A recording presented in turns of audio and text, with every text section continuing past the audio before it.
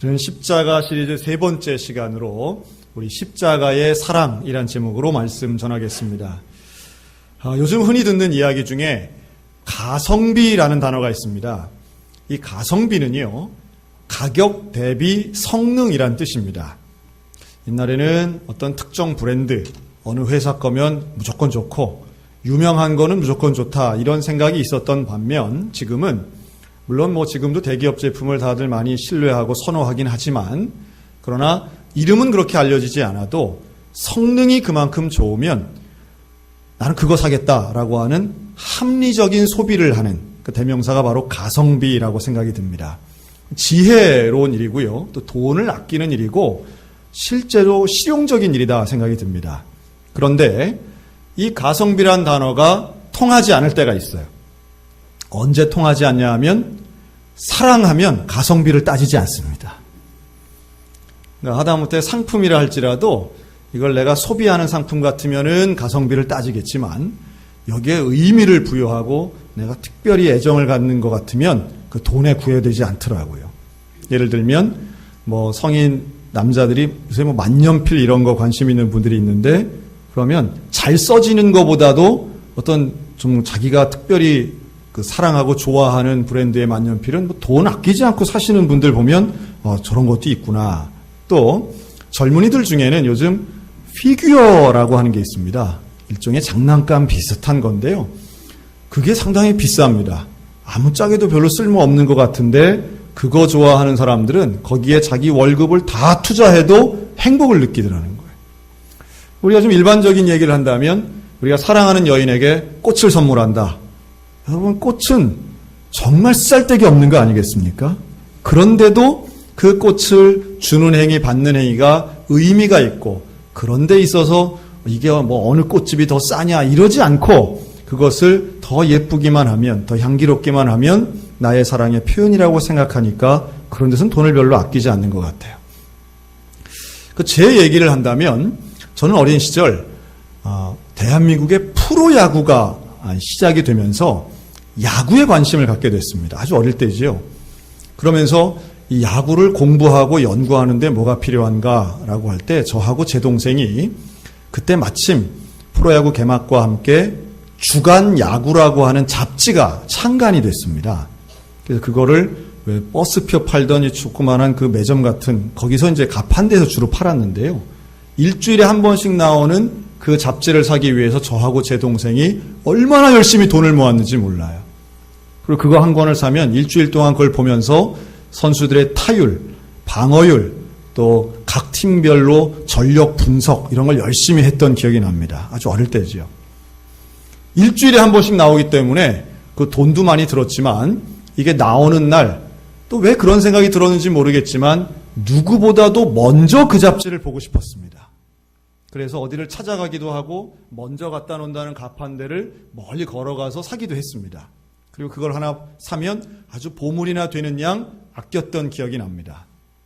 근데 그러다가도 그거를 이제 끄는 이유가 있는데요, 아마도 그 잡지사 입장에서는 더 많은 사람에게 팔기 위해서 그랬겠지만, 점점 야구 소식보다는 수영복 입은 아주머니들 사진, 또 무슨 소설 이런 게 더 많이 들어가는 거예요. 그래서 그때부터 이거는 이제 우리가 볼 게 아닌가 보다 하고 끊었던 기억도 납니다.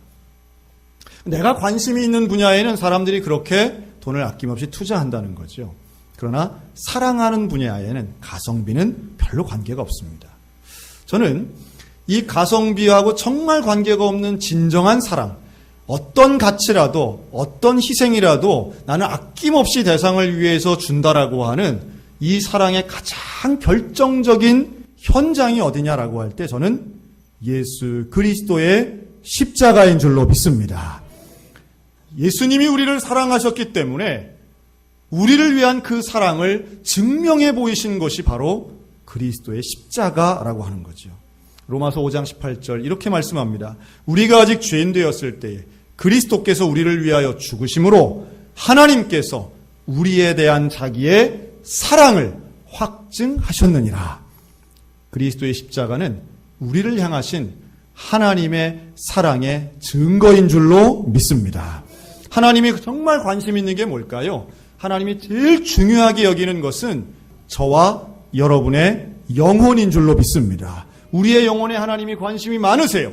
어느 정도로 중요하게 여기시느냐 하면 한 영혼이 천하보다 귀하다고 말씀합니다. 하나님이 창조하신 이 땅의 어떤 자연물보다 어떤 피조물보다 한 명의 영혼이 중요하다는 거예요. 그럼 이걸 뒤집어서 보면 하나님이 제일 싫어하시는 일은 뭘까요? 바로 그 한 영혼을 미워하는 일, 그 한 영혼을 무시하는 일, 한 영혼을 외면하고 멸시하는 것, 차별하는 것, 우리 하나님은 정말로 싫어하실 것입니다. 그래서 우리는 그 사랑하는 일, 한 영혼을 사랑하는 것은 하나님께서 십자가를 통해 우리에게 말씀하신 가장 중요한 가치를 지키는 일이라고 믿습니다. 십자가의 사랑을 통하여 우리 모두 사랑을 실천하는 믿음의 성도, 사랑의 성도들 되시기를 주님의 이름으로 축원합니다. 제가 종종 결혼식 주례를 할 때가 있습니다. 그러면 저는 결혼 주례 전에 항상 이 예비 신랑 신부를 제 방에다가 불러서 한 달 정도 이렇게 교육을 합니다. 그럼 그때 항상 제가 물어보는 게 있어요. 두 사람은 서로 얼마나 사랑합니까? 그걸 쓰게 합니다. 그러면 정말 그 손발이 오그라드는 이야기들을 많이 합니다. 죄송해요. 손발이 오그라든다는 것은 또 좀 민망하다 이런 거죠.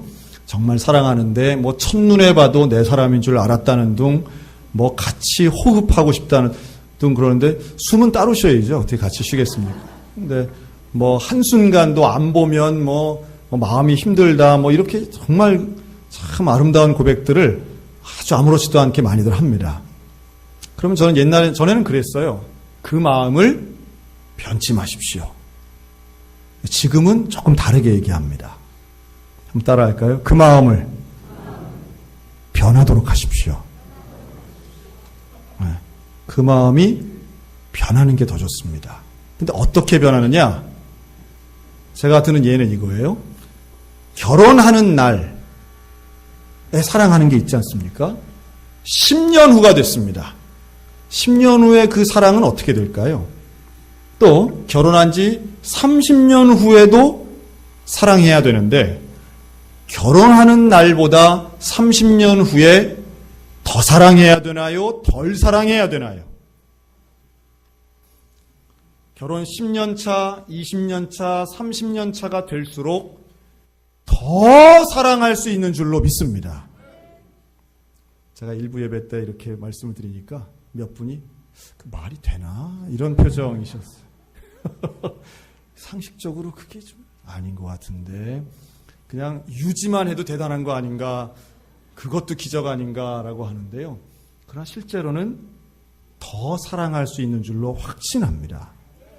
상대가, 배우자가 더 사랑스러워 보이시기를 주님의 이름으로 축복합니다. 제가 어제도 결혼식이 있었습니다. 근데 어제 결혼식에 제가 아주 참 인상적인 역대급 대표 기도를 들었습니다. 어제 우리 이근성 형제가 결혼식을 하는데 대표 기도를 누가 했냐면 신랑의 이모부인 우리 김도영 안수 집사님이 하셨어요. 아마 모르긴 해도 일생에 처음으로 했던 결혼식 기도가 아니었을까 생각이 듭니다. 그 얼마나 떨리고 준비하느라고 긴장했는지 며칠 고생하고 고민하셨다고 그러더라고요. 근데 이분이 기도하시면서 이렇게 기도를 하시는 거예요. 이 두 사람 죽음이 갈라놓는 순간이 우리가 대개는 그렇게 얘기하지 않습니까? 죽음이 갈라놓을 때까지 사랑하게 해달라고 그렇게 얘기하잖아요. 그런데 김도훈 집사님 기도에 이런 부분이 나와요. 죽음이 갈라놓는 순간이 가장 큰 사랑을 경험하도록 해달라고 기도하는 거예요. 그 말은 죽는 순간까지 사랑하는데 끝까지 그 사랑이 더 풍성해지고 더 온전한 사랑을 하게 해달라는 축복으로 저에겐 들렸습니다. 여러분 그러면서 조금 오버해서 제가 감동받은 건 이거예요. 갈수록 정말 죽음의 순간에 가장 큰 사랑을 한 게 누굴까? 바로 십자가에 달리신 예수님 아니겠어요? 예수님이 마지막 순간 돌아가시면서 모든 것을 이루었다 말씀하신 것이야말로 사랑의 완성인 줄로 믿습니다. 우리가 결혼을 할 때도 우리가 가장 사랑하는 배우자, 가족들을 사랑할 때 우리의 사랑이 정말 더 깊어지고 더 온전해지고 더 풍성해지는 역사를 우리 모두가 좀 원하고 경험했으면 좋겠다라는 말씀이에요. 교회에서도 마찬가지입니다. 교인들도 마찬가지. 여러분들이 볼 때 제가 이제 목사님 처음에 와서 2년 전에는 좀 괜찮아 보이더니 좀 이상한데? 여러분 이렇습니까? 아니면 볼수록 더 좋아집니까? 자 우리 옆 사람에게 웬만하면 좋다고 합시다.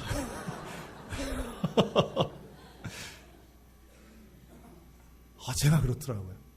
제가 솔직히 말씀드리면 여러분 듣기 좋으라고도 얘기하지만 듣기 좋으라고 하는 얘기예요. 갈수록 소양교회가 더 사랑스러워 가고 있습니다. 정말 소양교회 교인들이 갈수록 더 좋아지고 소양교회가 더 좋아지고 춘천이 전 갈수록 좋아지더라고요. 이러다가 얼마큼까지 좋아질지 무서워요.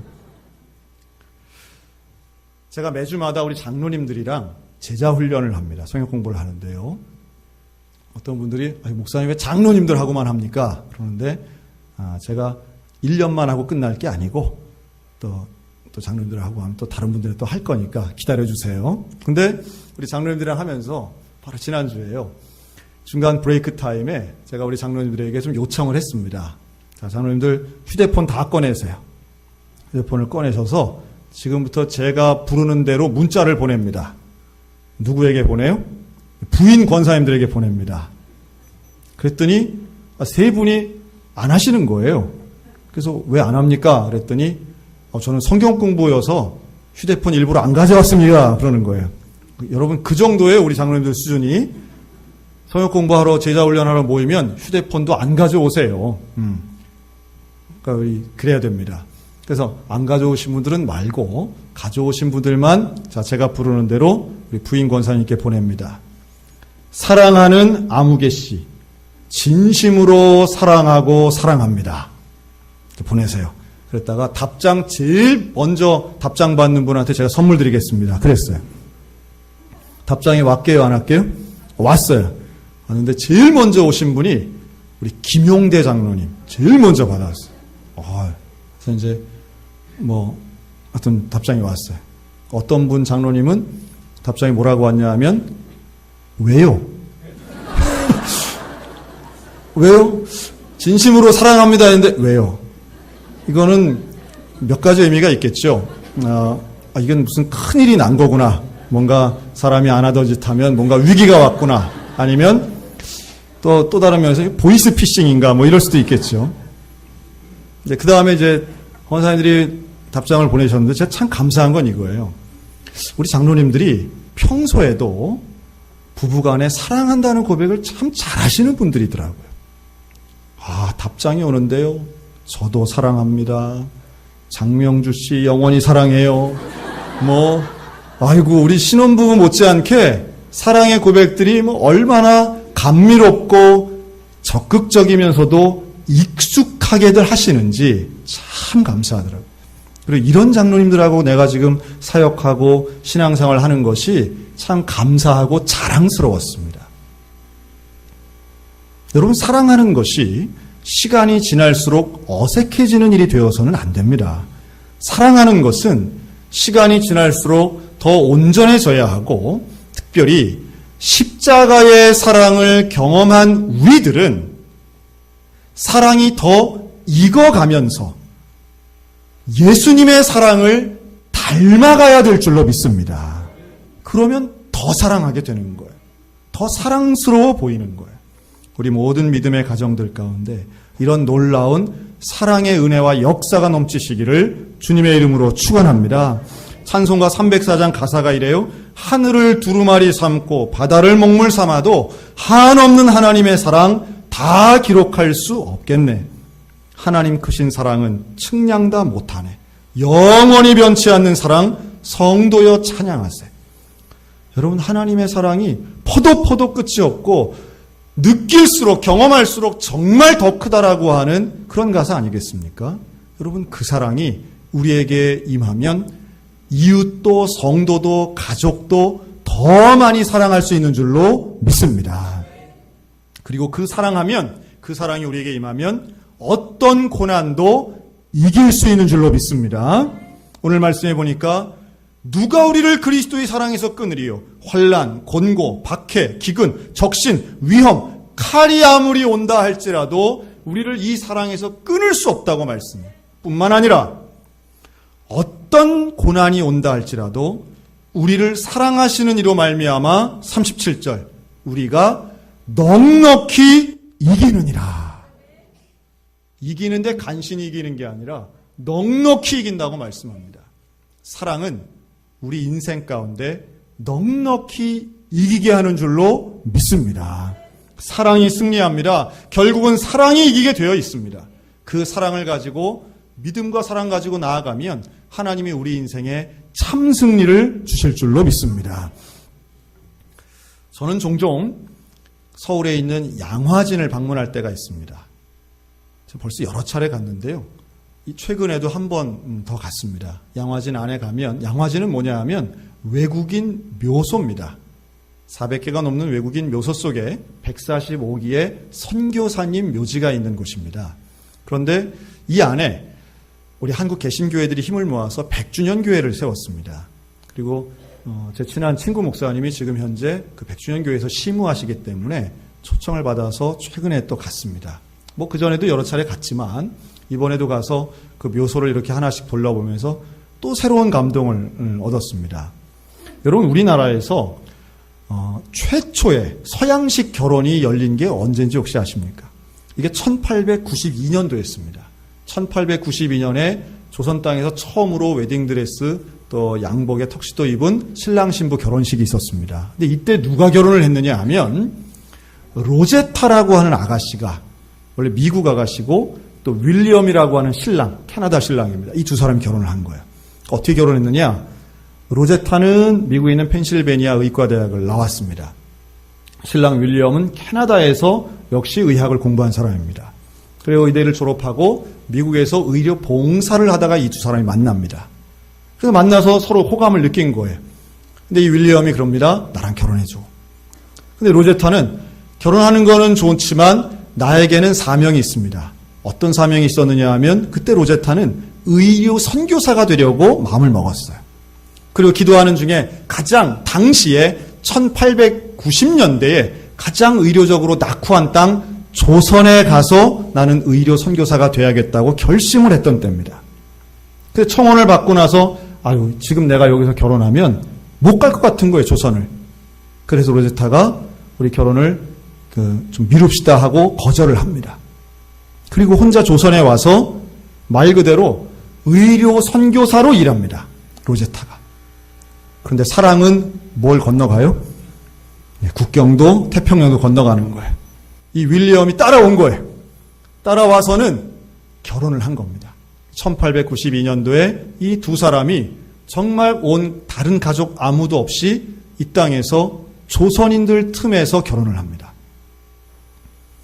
최초의 서양식 결혼식, 조선인들 눈에는 화려했을지 모르지만 이 부부에게는 상당히 진지하고 아주 비장한 결혼식이었습니다.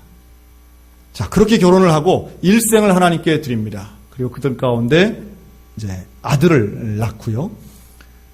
행복한 시간을 겪었지만 이들에게는 의료 사업이라고 하는 아주 힘든 일들이 이어졌습니다. 청일전쟁의 부상병들을 고치던 이 윌리엄 선교사가 그런데 그런 열심히 일을 하던 가운데 병에 걸려서 전염병에 걸려서 죽고 맙니다. 조선 땅에 온 지 3년 만에 있었던 일이에요.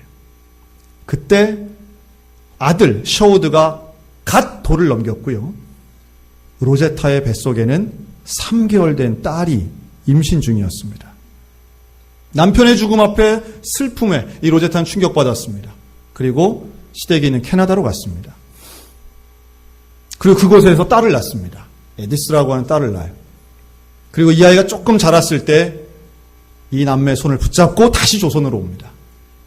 다시 조선으로 왔는데 문제는 오자마자 귀국하고 몇 달 되지 않아 이질에 걸려서 3살 된 딸이 죽고 맙니다. 여러분, 이런 상황을 사실은 아무리 신앙이 있어도 이걸 어떻게 받아들였겠습니까? 로제타가 받은 충격은 어마어마했습니다. 그러나 그녀는 같은 조선인 성도들의 도움과 또한 얼마나 그 아픔을 같이 슬퍼했겠어요. 당시에 열악한 의료 환경 속에서 조선인들도 많이 죽었습니다. 우리의 선조들도. 그런 가운데에 로제타는 하나밖에 남지 않은 아들 셔우드는 이제 캐나다로 보내서 중학교까지는 한국에서 있고, 그리고 중학교 교육이 끝나고 캐나다로 보내서 유학을 시킵니다. 뭐 유학이 아니라 고향에 가는 거죠, 시댁으로. 그곳에서 셔우드는 의과대학에 진학합니다. 그리고 캐나다에서 역시 같은 의대에서 만난 마리엔과 결혼을 하게 되는데요. 결혼을 한 후 셔우드가 선택한 것은 아버지가 돌아가신 조선으로 돌아오는 일이었습니다. 생각해보면 부모님이 다 의사예요. 그리고 자녀, 아들도 며느리도 다 의사입니다. 그런데 이들이 선택한 것은 조선에서의 의료 선교사였다라고 하는 겁니다. 그동안 이 로제타 선교사는 뭘 했느냐? 자기를 도와주던 조선인 가족 중에 시각장애인이 있었던 거예요. 자녀가. 그래서 이 시각장애인들을 돕기 위해서 조선 최초로 점자책을 만듭니다. 최선을 다해서 일합니다. 그리고 아들 셔우드, 성이 홀입니다. 이 셔우드 홀이 마리엔과 같이 와서는 이 땅에서 뭘 했느냐? 결핵 환자들을 위해서 병원을 엽니다. 아버지 윌리엄이 돌아가셨을 때 이 가족은 위로금을 받습니다. 그런데 그 위로금을 가지고 뭘 했느냐 하면 평양에 병원을 세웠습니다. 그 병원 이름이 기홀병원입니다. 그러니까 윌리엄을 기념한다. 이래서 기홀병원입니다. 그래서 그 병원에서도 사역을 하고 폐결핵을 고치기 위해서 이 셔우드가 조선에 와서 열심히 일하면서 만들었던 것이 있는데 그게 바로 크리스마스 실입니다. 우리가 아마 어릴 때 크리스마스 실을 이렇게 붙이셨던 기억이 날 거예요. 그걸 만들었던 집안이 이 홀 선교사 집안입니다. 그리고 이들은 모두 지금 현재 다 죽었는데요. 돌아가시면서 이들의 유해가 고스란히 양화진에 묻혀 있습니다. 큰 비석 아래에 윌리엄 홀, 로제타 홀, 셔우드 홀, 그리고 그 어린 상태에 죽었던 에디스까지 거기에 다 같이 뭉쳐서 있는 묘비를 볼 때에 저의 마음은 그리스도의 사랑이 얼마나 능력이 있으면 이 똑똑하고 유능했던 전 가족이 목숨을 걸 만한 일이었는가. 그리고 그 복음의 빛이 오늘 고스란히 우리들에게 있음을 고백했습니다. 여러분, 십자가의 사랑은 넉넉히 이기는 줄로 믿습니다. 십자가의 사랑은 다른 어떤 세속적 가치보다 하나님의 사랑이 가장 중요한 것을 우리가 절절히 깨닫는 것이고, 그것을 경험한 사람이 십자가의 사랑을 이웃에게 전하는 줄로 믿습니다. 여러분, 그런 사람들이 선교하고 전도하는 거죠. 저는 우리 소양교회가 이 십자가의 사랑을 날마다 경험했으면 좋겠습니다. 그리고 이 십자가의 사랑을 전 세계에, 온 다음 세대에 전달하는 교회가 되었으면 좋겠습니다. 우리가 지난주에 이어서 오늘도 또 선교사님 안수 파송식을 합니다. 이 한국과 일본은 가장 가까이 있는 나라면서도 큰 차이가 있는 나라예요. 어떤 큰 차이가 있냐 하면 우리 입장에서는 대한민국은 가장 단시간 내에 엄청난 부흥의 역사를 이룬 복음의 나라가 됐습니다. 우리나라만큼 이렇게 전도와 선교의 역사가 극적으로 일어난 나라가 별로 없어요. 그런데 반면 일본은 우리보다 몇 배는 더 긴 선교의 역사를 가지고 있지만 일본만큼 선교의 실패라고 하긴 좀 그렇지만 열매가 이렇게 적은 나라도 우리 개신교 역사에 참 드문 경우입니다. 한국과 일본이 영적으로 얼마나 큰 차이가 있는가라는 말씀이에요. 그래서 일본 선교가 참 힘들어요. 일본 사람들에게 있는 그 독특함, 다른 먼 유럽 사람들이 볼 때는 한국이나 일본이나 뭐 다 비슷비슷해 보일지 몰라도 우리는 일본 사람을 알면 알수록 우리랑 정말 다르구나 하는 것을 보게 되는데요. 그분들에게 복음 전하는 게 참 힘들어요. 그래서 많은 선교사들이 철수했던 것이 최근에 수십 년 우리 한국교회 역사입니다. 그런데 이곳에 복음을 들고 십자가의 사랑을 경험한 우리 또 젊은 선교사 부부가 헌신하여 오늘 우리 교회가 파송합니다. 우리 이준호 선교사님, 이 가정을 위해서 여러분 기도 많이 해주시기 바랍니다. 그냥 한 가정만 보내는 게 아니라 우리가 함께 가서 십자가 사랑 전해야 됩니다. 우리 귀한 이 복음의 사역, 이 사랑의 사역에 우리 모두 협력해 주시기를 주님의 이름으로 권면합니다. 그리고 우리 가운데 십자가의 사랑을 가지고 더 풍성한 사랑을 누리시기 바랍니다. 가정이 풍성해지고 교회가 풍성해지는 건 다른 데서 오는 것이 아니라 십자가를 통한 그리스도의 사랑뿐임을 믿습니다. 그리고 이 사랑을 세상 가운데 증거함으로 하나님이 가장 기뻐하시는 일, 하나님이 가장 온전하고 중요하게 여기시는 일, 영혼 구원에 쓰임받는 우리 소양교회 모든 성도들 다 되시기를 주님의 이름으로 축원합니다. 아멘.